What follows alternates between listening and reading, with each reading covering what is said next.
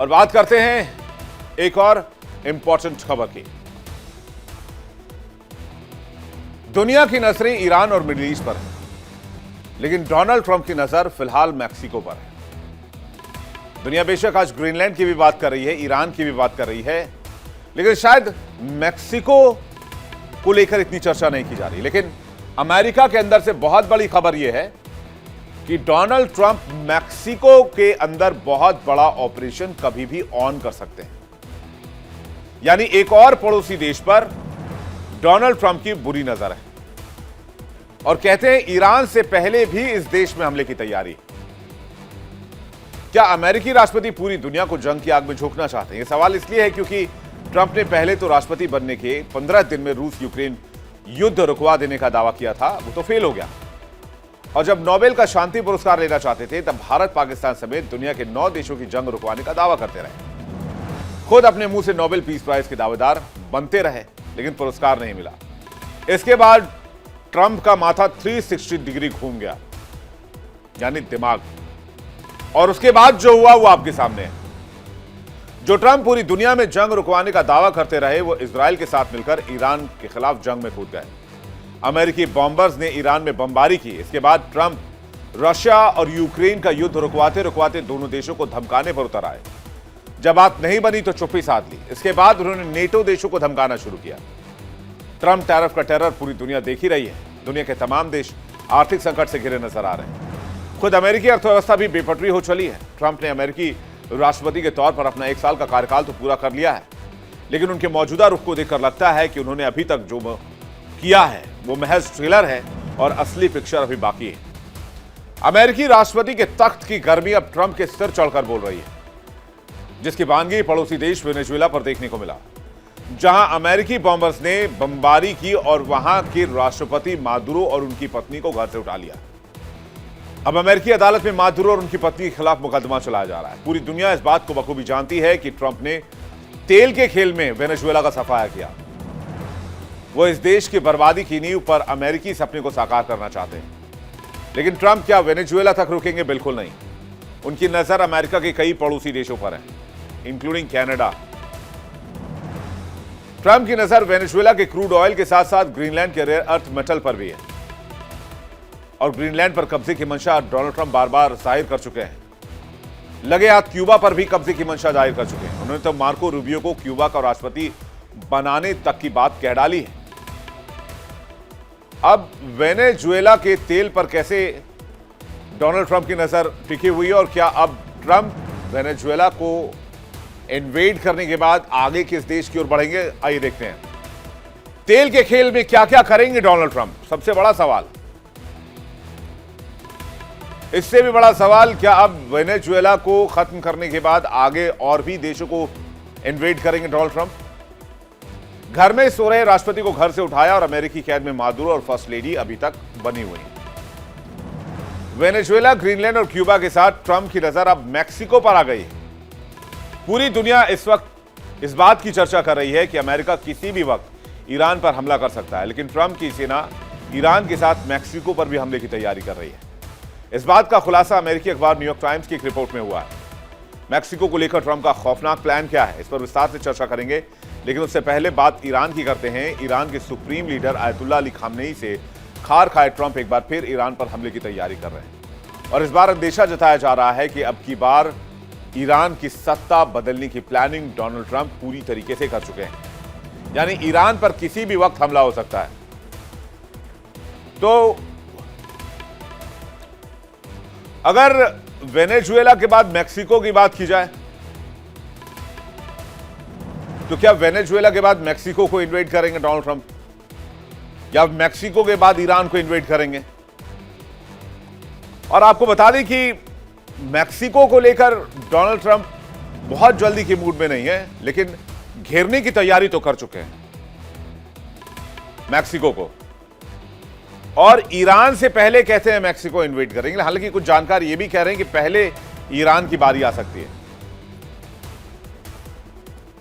क्योंकि ईरान की हालत बद से बदतर है। हालात ऐसे हो गए हैं कि ईरानी करेंसी रसातल में जा चुकी है। भारतीय रुपए की कीमत ईरानी रुपए में 11,723 रुपए 56 पैसे तक पहुंच गई है। अमेरिकी डॉलर के मुकाबले इसकी कीमत शून्य हो गई है। मतलब चाहे जितनी करेंसी है, आप उसे $1 भी नहीं खरीद सकते। ईरान की आर्थिक बदहाली का असर वहां की सड़कों पर देखा जा सकता है। गरीबी और भुखमरी से परेशान ईरान की जनता सड़क पर उतर चुकी है और पूरे देश में हिंसक प्रदर्शन हो रहे हैं। सरकारी और गैर सरकारी संपत्तियों को तहस नहस किया जा रहा है, जिस पर काबू पाने के लिए वहां पर आर्मी दमन पर उतर आई। एक आंकड़ों के मुताबिक इस हिंसक प्रदर्शन को दबाने की कोशिश में ईरानी फोर्स के हाथों 12,000 से ज्यादा लोगों की मौत हो चुकी है। लेकिन हिंसा और आगजनी का दौर नहीं थम रहा। ईरान में उपजे इसी बवाल का डोनाल्ड ट्रंप फायदा लेना चाहते हैं। ट्रंप के निशाने पर ईरान के कट्टर इस्लामिक नेता खामनेई हैं और इन्हीं सुप्रीम लीडर खामनेई को डोनाल्ड ट्रंप बदलना चाहते हैं। डोनाल्ड ट्रंप चाहते हैं कि ईरान में शांति के साथ काम हो जाए, वहां की जो सरकार है वो कुर्सी छोड़ दे और अमेरिका समर्थित कोई सरकार आ जाए। वहां के लोग प्रोटेस्ट कर ही रहे हैं, अमेरिका को बस थोड़ी सी ताकत लगानी है, यानी सांप भी मर जाए और अपनी लाठी भी ना टूटे, दोनों काम हो जाए। और ट्रंप इसी फिराक में लगे हुए हैं कि ईरान में सत्ता परिवर्तन करा लिया जाए लगे हाथ, क्योंकि माहौल बहुत बढ़िया बना हुआ अमेरिका के लिहाज से। इसके लिए उन्होंने पहले से बदहाल ईरान से व्यापार करने वाले देशों पर रूस की तरह 25% एक्स्ट्रा टैरिफ लगाने का ऐलान कर दिया है। यानी हल्का हल्का तोड़ रहे हैं डोनाल्ड ट्रंप। और इसका सबसे ज्यादा असर ईरान पर होगा, क्योंकि इकोनॉमिकली पहले ही ईरान बर्बाद हो चुका है। और उसके बाद असर होगा चीन पर, जो अकेले ईरान का 80% क्रूड ऑयल खरीदता है। रूस से व्यापार करने की एवज में भारत पर 25% टैरिफ लगाने वाले ट्रंप के इस फैसले का असर भारत पर भी आंशिक तौर पर आ सकता है, क्योंकि इस वक्त भारत करीब 15,000 करोड़ रुपए का तेल ईरान से खरीद रहा है। भारत कुछ साल पहले तक ईरान से करीब 75,000 करोड़ रुपए का क्रूड ऑयल आयात करता था। फिर जो बाइडेन साहब आ गए, बाइडेन साहब ने ईरान पर सैंक्शंस लगा दिया। फिर उन्होंने कहा कि आप रशिया से तेल लीजिए। फिर जो बाइडेन साहब चले गए, फिर ट्रंप साहब आ गए, फिर उन्होंने रशिया पर सैंक्शन लगा दिया। फिर ट्रंप साहब ने कहा कि रशिया से भी तेल मत लीजिए, मतलब रशिया से भी मत खरीदिए, ईरान से भी मत खरीदिए, सिर्फ अमेरिका से खरीदिए। और अमेरिका ही अपना तेल बेचेगा पूरी दुनिया में। इस तरह से देखा जाए तो भारत से अमेरिका को एक्सपोर्ट होने वाले सामान पर 75% तक टैरिफ की आशंका बढ़ गई। लेकिन ट्रंप के इस फैसले की सबसे बड़ी मार ईरान की आम जनता पर पड़ेगी, जो पहले से ही भुखमरी के कगार पर पहुंचे हुए हैं। ट्रंप ने ईरान के साथ साथ मैक्सिको को भी इन्वेड करने की तैयारी कर ली है। तो ईरान की कहानी तो आपको मैंने बता दी। अब मैक्सिको की कहानी समझ लीजिए क्या है। न्यूयॉर्क टाइम्स के मुताबिक अमेरिका ड्रग्स माफिया को खत्म करने के लिए अपनी आर्मी मैक्सिको में उतारने जा रहा है। जिस वक्त पूरी दुनिया की नजर ईरान पर टिकी हुई है, अमेरिका की प्लानिंग मैक्सिको की तरफ है। अटकलें लगाई जा रही कि अगले 24 घंटे बेहद क्रूशियल है। न्यूयॉर्क टाइम्स की एक रिपोर्ट में कहा गया है कि अमेरिका ईरान के साथ या उससे पहले मैक्सिको में घुस सकता है।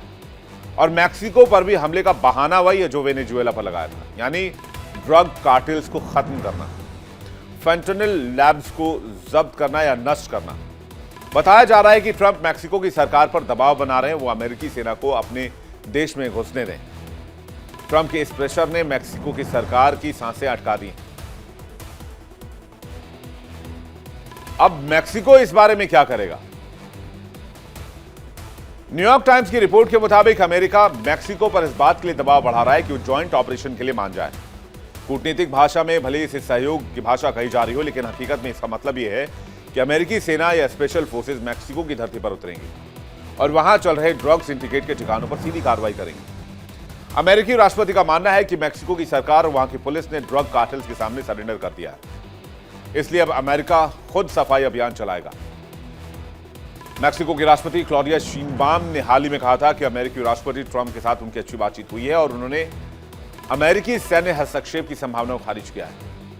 लेकिन विशेषज्ञों का मानना है कि इस बार स्थिति अलग है और अमेरिकी सेना के मैक्सिको में घुसने की संभावना बहुत ज्यादा है। इसके कई कारण बताए जा रहे हैं, जिसमें सबसे बड़ी वजह यह है कि अमेरिका में फैंटेनिल एक महामारी बन चुका है और एक सिंथेटिक ओपियोइड है जो हेरोइन से 50 गुना ज्यादा नशीला होता है।